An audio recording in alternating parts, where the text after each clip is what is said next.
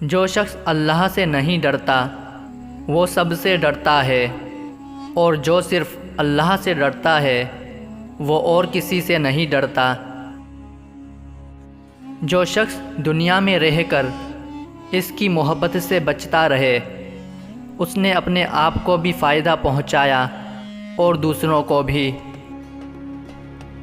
دین خزانہ ہے اور علم اس کا راستہ۔ دوسروں کے اعمال کا احتساب کرنے سے پہلے اپنے اعمال کا احتساب کر لیا کرو۔ اگر لکھنے والے نہ ہوتے تو آج انسانیت کے ساتھ ساتھ کتب خانوں کے نام سے بھی کوئی واقف نہ ہوتا۔ دنیا کا کوئی بھی شخص جذبات کے راستے سچائی تک نہیں پہنچ سکتا۔ عقل کی حد ہو سکتی ہے لیکن بے عقلی کی نہیں۔ احسان کر کے جتانے سے احسان نہ کرنا 1000 درجے بہتر ہے۔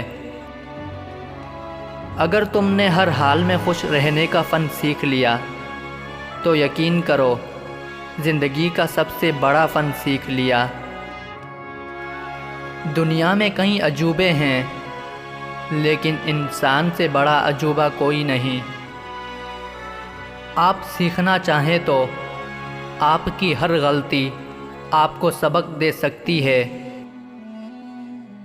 خواہشات کی یلغار انسان کو کمزور بنا دیتی ہے۔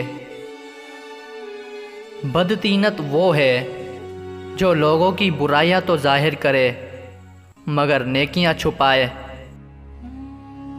دنیا کی ہر لذت فانی ہے، اس لیے ابدی راحتوں کو تلاش کرو۔ سچائی کے راستے پر گامزن انسان کبھی تنہا نہیں ہوتا۔ خاموشی دل کے سکون اور روح کے لیے وہی درجہ رکھتی ہے جو جسم کے لیے نیند۔ اگر تم حق و صداقت کا خیال رکھتے ہو تو ہر شخص تمہارا احترام کرے گا۔ امن چاہتے ہو تو کان اور آنکھ استعمال کرو، زبان بند رکھو۔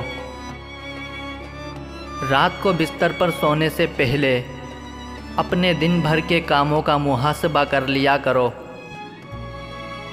جو شخص عالم ہے لیکن عمل کی سعادت سے محروم ہے وہ اس شخص کی مانند ہے جس کے پاس عمدہ ہتھیار ہو لیکن وہ ان کا استعمال نہ جانتا ہو۔ جھوٹا سب سے پہلے اپنے آپ کو نقصان پہنچاتا ہے۔ صداقت کو چھپایا جا سکتا ہے لیکن مٹایا نہیں جا سکتا۔ صداقت کی تلاش در حقیقت خدا کی جستجو کی ہی ایک صورت ہے۔ بے اطمینانی سب سے بڑا دکھ ہے اور اطمینانی سب سے بڑا سکھ۔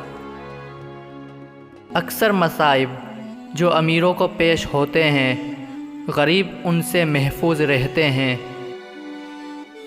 مصیبتیں بیدار کرنے کے لیے آتی ہیں نہ کہ پریشان کرنے کے لیے۔ دوست کو اپنے حال سے اتنا ہی واقف کرو کہ اگر دشمن بھی ہو جائے تو نقصان نہ پہنچا سکے۔